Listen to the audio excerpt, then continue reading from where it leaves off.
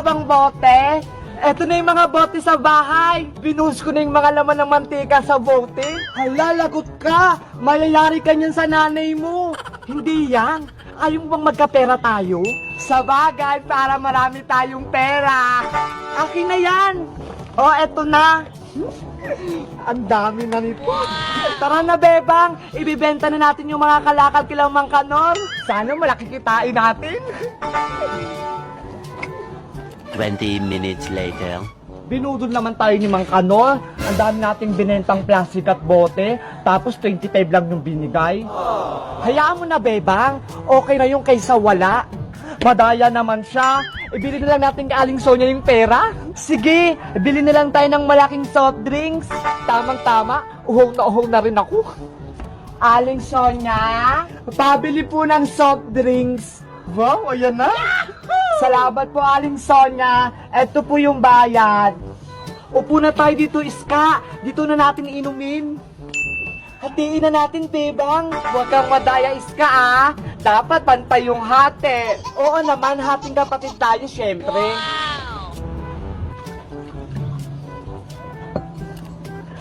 Oh, eto na sa'yo, Bebang. Hala! Ang konti naman ito, Iska. Sakto lang naman, ah. Lugi naman ako. Yung sa'yo, ang dami. Bebang, Iska, bakit kayo nagtatalo?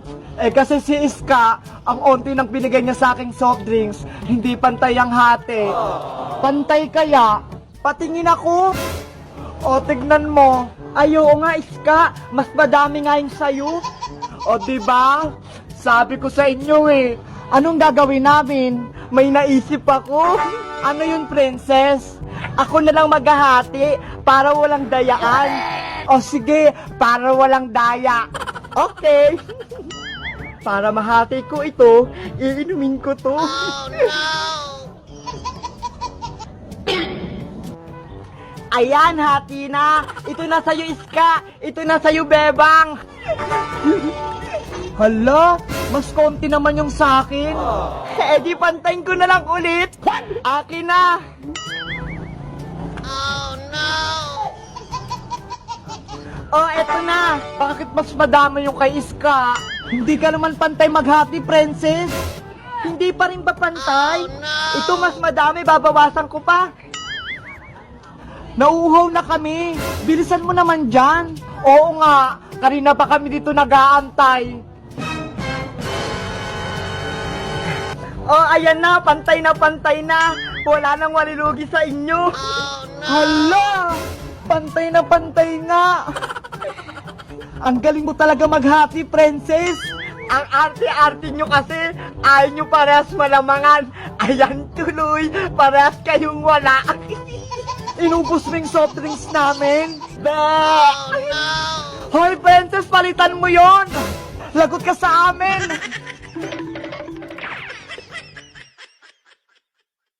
Diyos kayo dyan! Masarap to! Yahoo! Bili na kayo ng juice ni Ate Bebang. Bili-bili na! Sila Ate Princess palating. Ay, ang dami nila! Siguro bibili sila ng juice kong paninda? Bebang! Bebang! Ano yung binibenta nyo? Nagtitinda kami ng juice, princess. Bibili kayo? Magkano naman yan? Mura lang to, 5 pesos isang baso. Ito, ay ang mura nga. Makakabili kami niyan. Oo, Ate Bebang, bibili kami niyan. Wow, Mateo, mukhang mauubos yung juice natin. Oo nga, Ate Bebang, daming bibili. Wait lang, Bebang. May pre-taste ba yung juice mo? Baka kasi walang lasa yan eh. Masarap kaya to. Purong juice yung nilagay ko. Gusto mo na namin yung tikman. Oo nga, Ate Bebang, baka matabak yan. Hindi kaya. Baka tubig lang yan. Sayang pa pera namin. Pre-taste muna kasi. Ano ba yan? Pre-taste! Pre-taste! Pre-taste! Sige na nga, para bumili kayo. Yay! May pre-taste! Eto mga baso. Oh, ako unang kikikim ha. Ako din, Ate Bebang, titikim din ako. Ikaw din, Mateo, titikim? Opo, wala po ako kasi. Sige na nga. Oh, no! Hala! Princess! Ang dami naman yan. Para malasahan ko, syempre. Ano? Masarap ba yung juice ko? Sobrang sarap, Ate Bebang. Oo nga, Bebang. Masarap yung juice mo. Di ba, Ani? Oo, malamig pa. Eh, di bibili na kayo ng juice ko.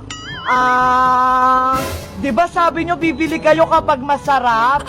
Hindi na ako nauuhaw eh. Hala, princess! Madaya ka naman.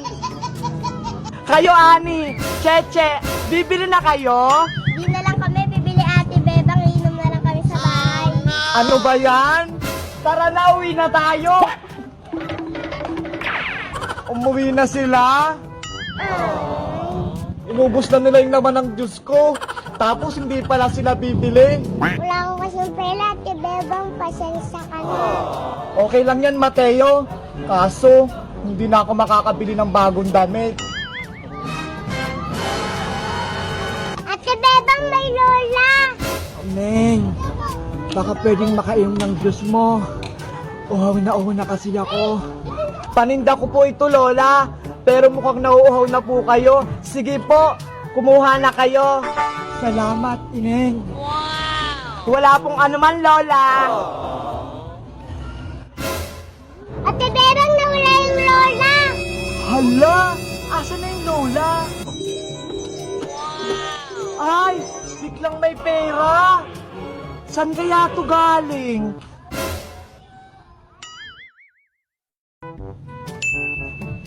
Hoy, Bebang! May bagong chismis! Kilala mo ba si Jennifer?